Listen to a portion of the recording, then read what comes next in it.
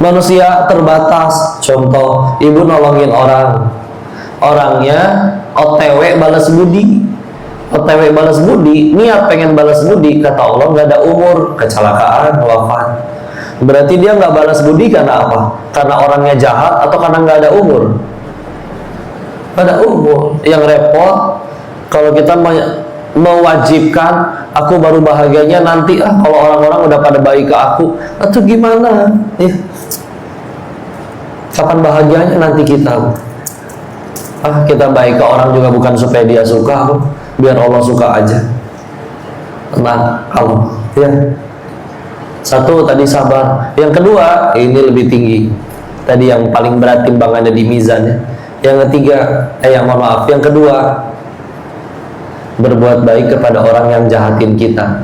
Maafin aja udah luar biasa. Berbuat baik yang jahat. Jadi ibadah tuh jangan dikira ada ibadah mahdoh saja. Ibadah mahdoh itu ibadah yang ada tata cara bakunya. Contoh sholat, harus hadap kiblat, nutup aurat, ada aturan berapa rakaatnya, aturan bacaannya. Itu ibadah mahdoh, harus wudu dulu, wudunya juga harus benar, nggak bisa asal yang penting basah doang. Ya. Tapi ada ibadah ghair mahdoh, itu ibadah-ibadah hati kayak gitu. Dan kadang bisa jadi itu yang paling mahal. Karena kalau kita ke surga ngandelin sholat kita mah malu. Sholat yang mana yang sering lupa rakaat itu? Tadinya nyari kunci nggak ketemu, giliran sholat malah ingat. Atau yang zuhurnya 2:30, asarnya 5:30, gara-gara nanggung 2 episode lagi. Aduh. Dan istiqomah kita, istiqomah apa? Istiqomah kul yakulhu lagi. Kemarin ganti kok, sekali ganti juga ina atau ina, lebih pendek ya. Saya biasa kalau sujud lama tahu kok, sujudnya lama gara-gara mikir kan, habis ini tasyahud apa berdiri ya.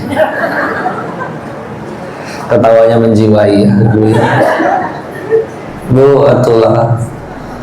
Malu kalau kita ngandelin amalan saya lah ya, yang masih jauh dari sempurna, belum sebaik ibu-ibu. Maka pasti Allah kasih fasilitas. Ada yang suaminya yang jadi ujiannya, ada yang suaminya baik anaknya, ada yang sekeluarga udah baik finansial, ada yang finansialnya baik kesehatannya. Di saat orang lain sakit separah apapun hanya perlu koin, kerok. Ada yang sakit sedikit harus ke Penang, minimal berobat ke luar negeri, nggak mempan pakai obat warung. Maka beruntunglah yang capek sakit apapun hanya perlu dikerok atau perlu paramek. Yang lain belum tentu bisa kayak gitu ya. Allah. Dan tadi bisa maafin yang pertama, yang kedua berbuat baik. Karena kalau kita baik ke orang yang baik ke kita, itu teh normal, belum hebat itu teh, udah wajar. Dianya baik, kita senang ya, kita baik ke dia ya. Tapi yang justru paling gede pahalanya, yaitu dia baiknya ke orang yang jahatin kita ya. Gimana biar bisa kayak begitu? Satu, ganti sudut pandangnya. Ya Allah, bisa jadi dia jahat diundang kelakuan saya, tapi kan kita nggak pernah jahatin dia kok. Nggak harus jahat ke dia. Bisa jadi dulu kita pernah kurang ajar ke orang tua, bisa jadi pernah sengaja ninggalin sholat untuk sesuatu yang padahal tidak mendesak ya. Terserah. Ada suami ditipu, kok seumur hidup saya nggak pernah nipu, nggak harus sama hukumannya. Karena bisa jadi, mohon maaf, mungkin dia bisnis nggak pernah nipu, tapi mungkin mohon maaf selingkuh. Allah pengen bikin dia kapok, pengen kasih teguran, sedangkan istrinya soleha. Nggak mungkin dong dibikin istrinya yang soleha jadi tukang selingkuh juga. Akhirnya dihukumnya apa? Dibikin ada yang nipu. Nggak harus sama dengan dosanya, tapi yang penting gugurin dosa. Karena aslinya yang paling bahaya buat kita tuh bukan dosanya orang, dosa diri sendiri. Yang paling ngalangin kita ke surganya Allah tuh bukan dosa orang, dosa kita sendiri. Maka jangan malah sibuk sama dosanya orang sampai lupa memperbaiki dosa sendiri ya. Alhamdulillah. Yang kedua, itu dia tadi, maafin, bismillah, maafin. Ketika ada yang fitnah, kita bawain bolu. sambil bilang, maaf ya, kamu udah ngasih aku pahala dengan fitnahannya, tapi aku cuma bisa ngasih bolu. Maaf ya, saya habis fitnah kamu, kenapa kamu malah ngasih saya kue bolu? Bukan akunya yang baik, ini Allah dan Islamnya. Oh gitu ya Islam. Ya udah ajarin saya ngaji dong. Oh jadi pahala, jadi dakwah. Kita mau ya Allah. Baik juga karena Allah tutupin aibnya. Ibu ini baik. Kenapa kamu bilang ibu ini baik? Ya saya ketemu dia selalu di pengajian, dan pengajian cuma 1-2 jam. Sisa 22 jam mereka nggak ikut kita. Allah tahu apa yang kita lakuin pas lagi sendirian. Nggak dibongkar sama Allah.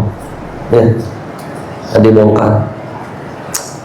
Makanya memang kalau lagi futur jangan sendirian. Iman memang naik turun. Tapi kalau kayak lagi aduh futur malas ibadah, tolong jangan sendirian. Karena kalau lagi ada orang malu kalau kita nggak ikut ibadah, atau jelas malu kalau lagi maksiat di hadapan orang. Jangankan maksiat, ada perbuatan yang nggak dosa, tapi di hadapan orang juga kita malu. Contoh, ngupil. Ngupil nggak dosa, kecuali kalau dipeperin ke baju temennya, nah itu dosa ya. Tapi ada yang nggak jadi ngupil gara-gara ada orang, padahal nggak dosa. Makanya malu itu sebagian dari iman, ya. Seperti itu. Maka satu, sabar. Yang kedua, maafin. Yang ketiga, yang kedua berbuat baik ke orang yang jahat ke kita. Yang ketiga, ini dia, amalan-amalan di bulan Ramadan. Ya. Aduh, makanya kalau sampai dapet itu kebaikan Ramadan kita diterima, wah itu beda jauh pahalanya. Kita ingat yang diriwayatkan dari Thalhah bin Ubaidillah, sahabat Nabi.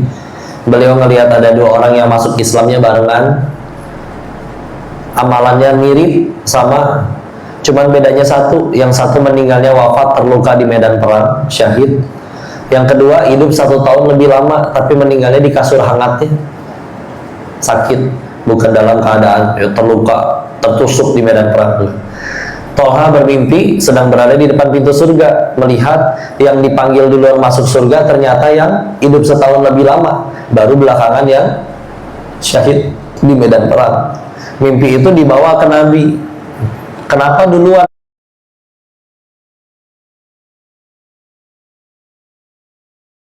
Kan harusnya namanya syahid,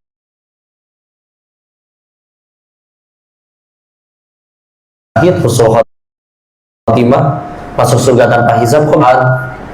Bukankah kamu tahu temannya itu hidup 1 tahun lebih lama, dan karena hidup 1 tahun lebih lama maka dia sempat bertemu bulan Ramadan, dan dia beribadah di bulan Ramadan itu.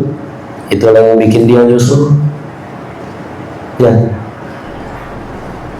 Ini memang dengan catatan yang syahid itu nggak dari masuk Islam, nggak sempat Ramadan, wafat duluan. Ya, tapi coba kita udah berapa kali Ramadan? Ya, kalau mau jujur, banyak orang yang lebih soleh dari kita, tapi nggak Allah izinin nyampe ke Ramadan.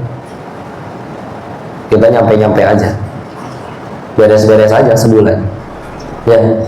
Meskipun dipenuhi dengan jadwal bukber, ya, nggak apa-apa, ya. Begitulah silaturahmi itu amalan hati.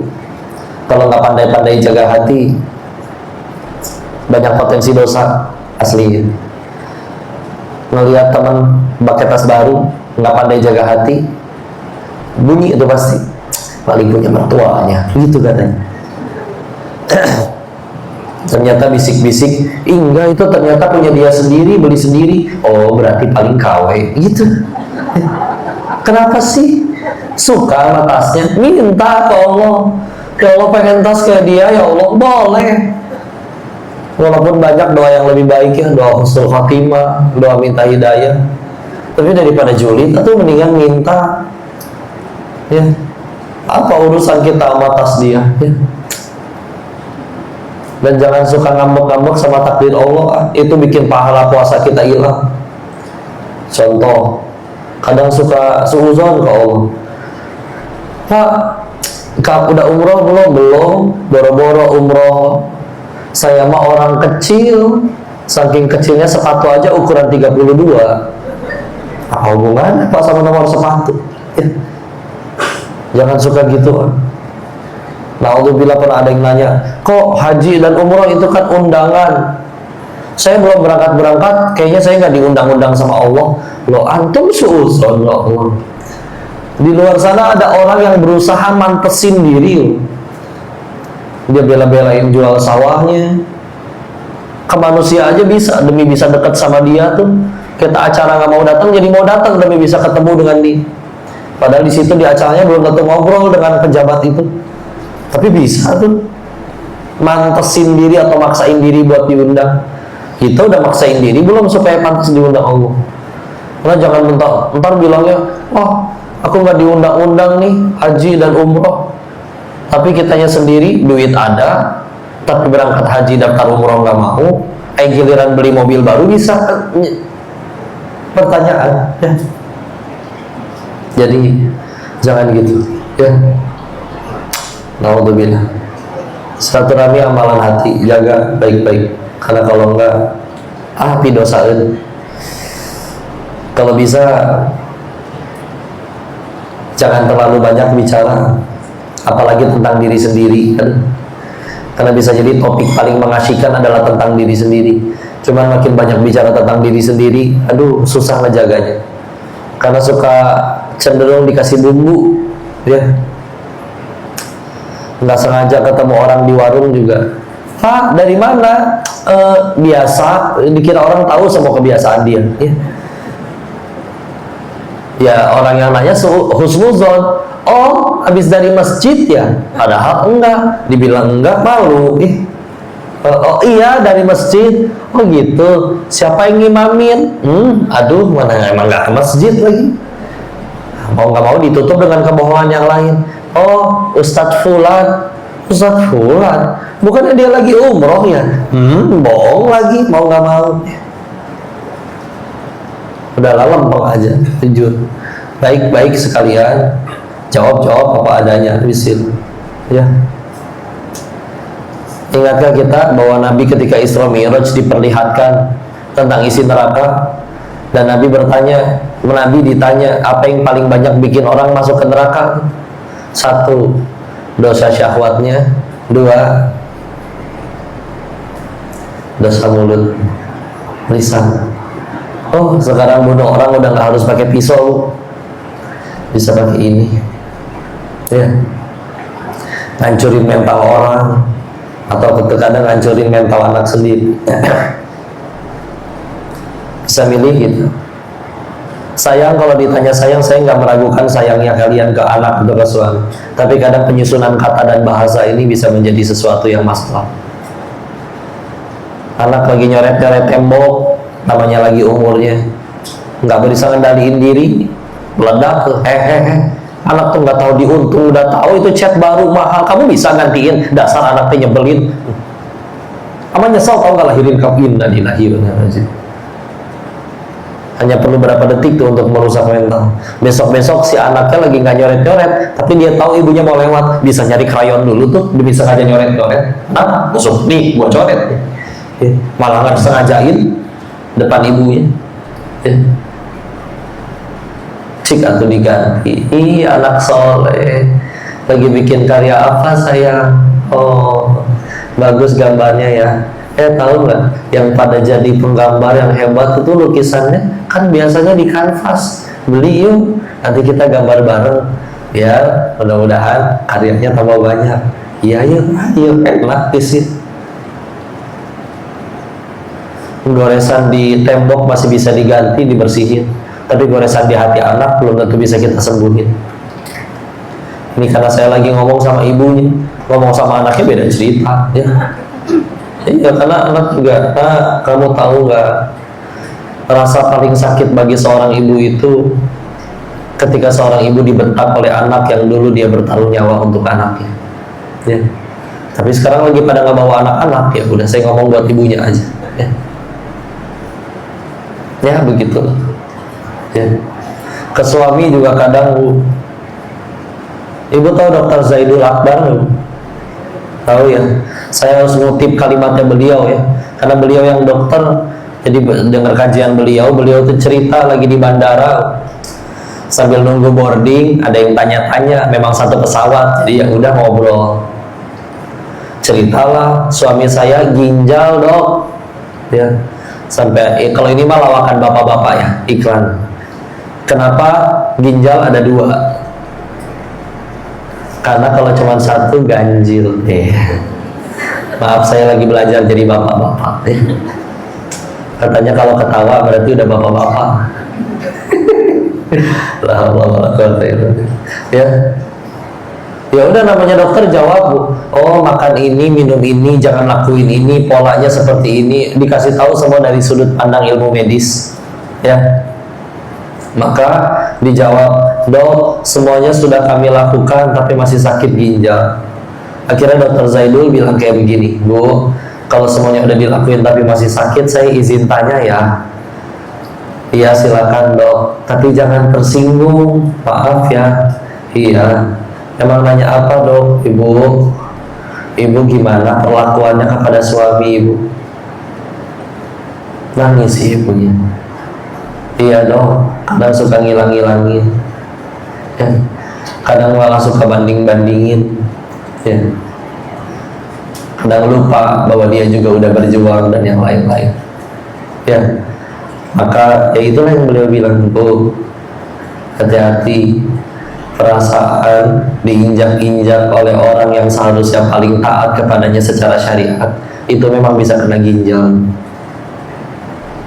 Karena beliau ngomong baru harus jadi percaya. Kita tahu banyak sekali penyakit yang datangnya dari pikiran, betul ya. Kita kalau lagi stres kadang asam lambung,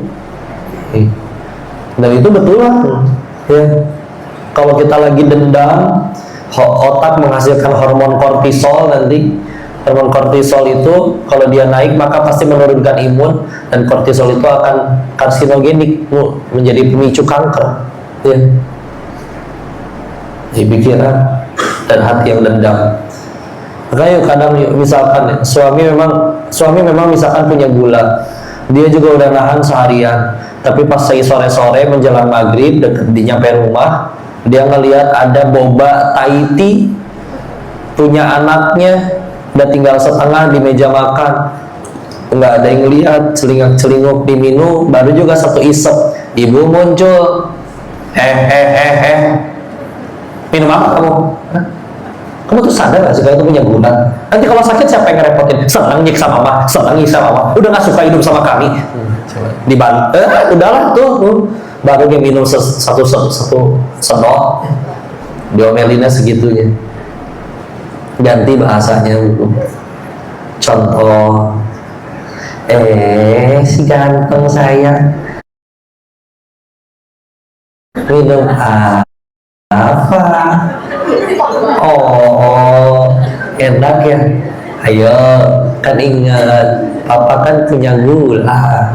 Nanti kalau diminum, nanti atin, mama sedih. Enggak gitu juga sih Bu ya. Tapi tanya ke bapak-bapak, Pak, lebih senang ditegur dengan cara yang pertama atau yang kedua? Kedua. Apa salahnya kita gitu ke suami? Kadang kalau ngelihat punten ya, misalkan ada yang FYP bercerita tentang kasus perselingkuhan, sama selingkuhan bisa tuh manja-manjaan kayak gitu ya. Yang selingkuh ya, di sini kan nggak ada yang selingkuh insya Allah ya. Maka atau ke suami halal, atau kadang bahasa yang pertama juga sayang sama suaminya, cuman bahasa nggak diatur ya. Ngomel-ngomel nggak jelas ya. Jadi yuk bismillah ya,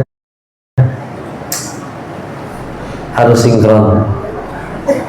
Sayang ya, sampai dalam bentuk sayang ya. Bismillah.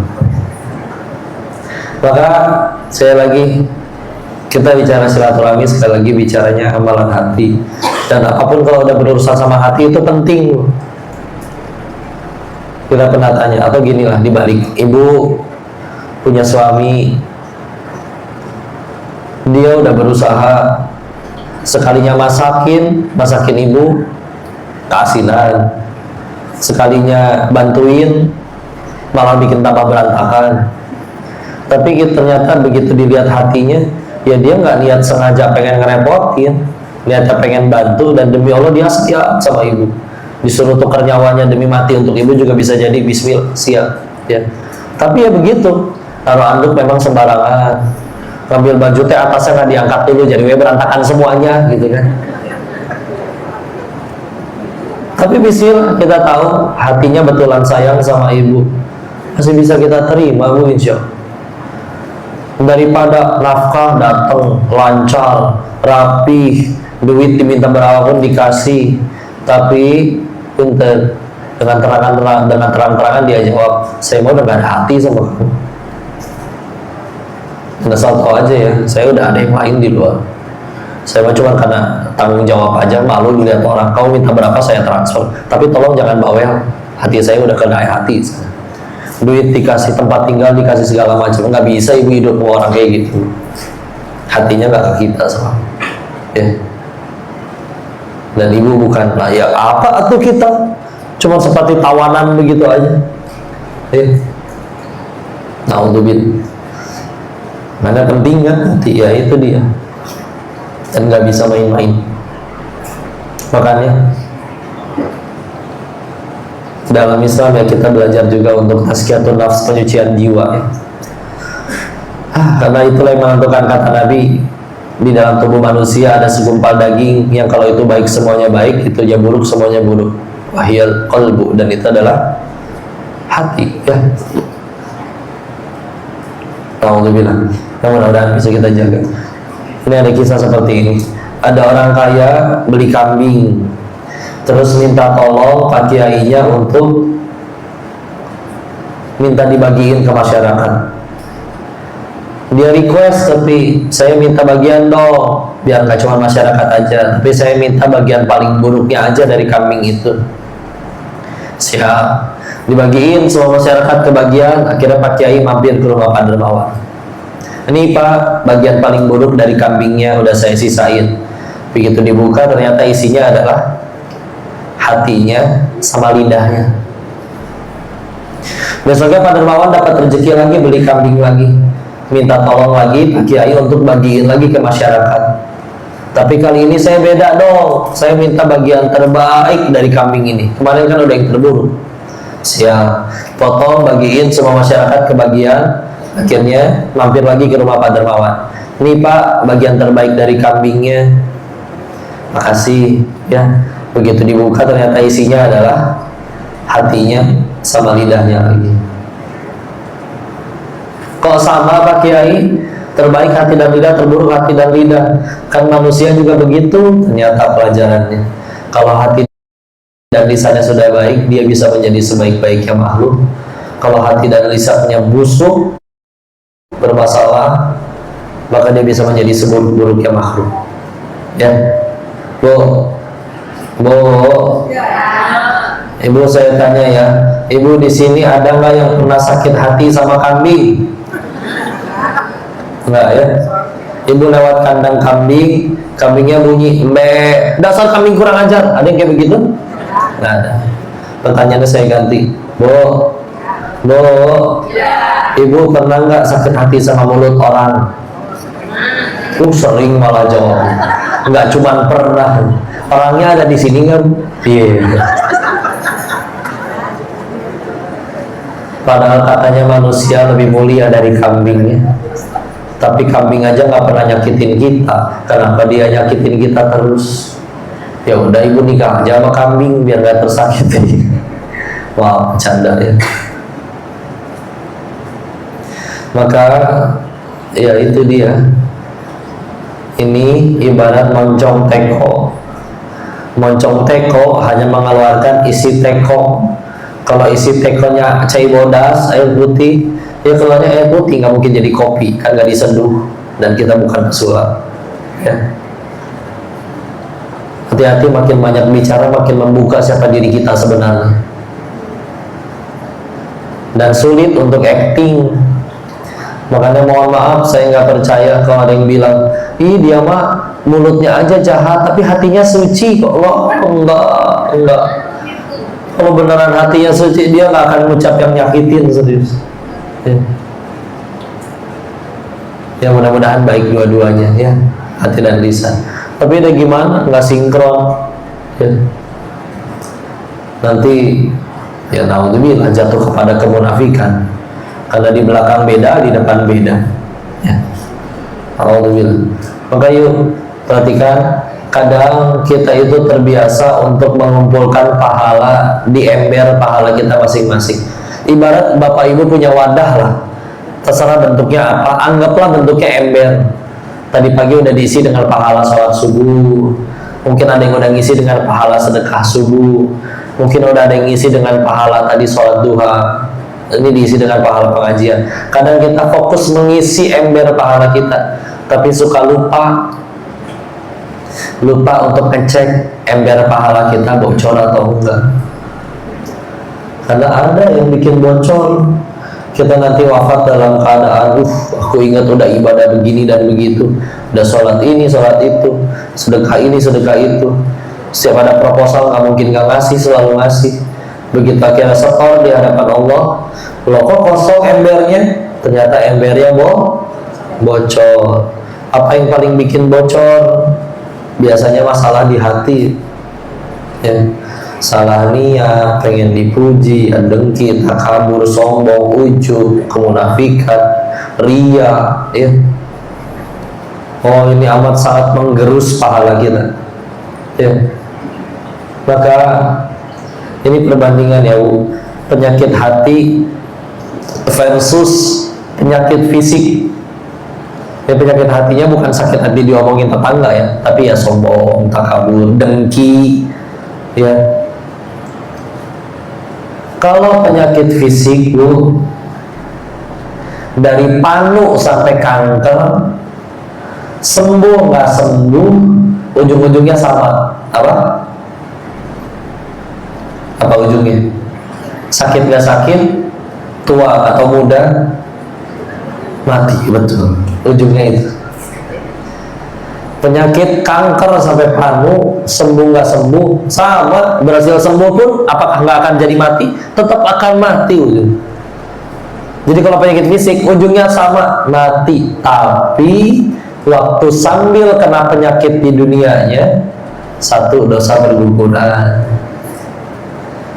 Dosa dia udah habis, derajat ditinggikan di hadapan Allah, tambah mulia ya. Bisa jadi di dunianya dia bukan jabatan yang paling tinggi, tapi nanti bisa jadi di surganya Allah dia lebih tinggi karena tadi kesucian hati, atau gara-gara dia sabar menghadapi kepahitannya ya. Dan meninggal, penyakitnya nggak akan ikut. Contoh, meninggal gara-gara tumor segede bola basket di leher, nanti di hari akhir dibangkitkan kembali, penyakitnya ikut nggak? Enggak, utuh. Wafatnya, mohon maaf ya, terlindas kendaraan besar di pinggir jalan, ususnya kemana-mana. Di hari akhir utuh, nggak berantakan ususnya. Itu penyakit fisik. Di dunianya jadi penggugur dosa, di hari akhir penyakitnya nggak ikut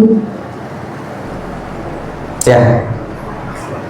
Penyakit hati, perhatikan, di dunianya nggak kerasa sakit, nggak bonyok, nggak biru, nggak benjol, nggak berdarah-darah, bahkan ada yang menikmati karena kemana-mana selalu dipuji, disanjung, dijilat orang, tangannya dicium, nasihatnya dinantikan. Tapi naudzubillah jadi penyakit, sombong, ujub ya. Di dunianya nggak kerasa, mati penyakitnya harus dipertanggungjawabkan. Apa yang bikin kamu sombong? Kaya, duitnya dari mana kalau nggak dari Allah? Apa yang bikin kamu belagu? Punya jabatan. Siapa yang nentuin kamu takdir dapat jabatan? Kita banyak punya posisi bukan karena jago kampanyenya, lagi diuji aja dengan ujian jadi pemimpin ya. Di dunianya nggak terasa, di hari akhir harus ikut tanggung jawab ya. Maka harusnya dari sini aja udah harus tahu mana yang lebih bahaya, penyakit kanker atau penyakit sombong. Allah, Kok kanker bisa bikin orang meninggal loh? Iya, tapi bisa jadi yang kanker ini akan berkata, Alhamdulillah ya Allah, saya yang kanker. Boro-boro berangkat maksiat, tiap hari terkapar sambil zikir, maka surganya bisa jadi lebih terjamin daripada yang sehat tapi maksiat. Ya, silakan ridho dari takdir. Ya.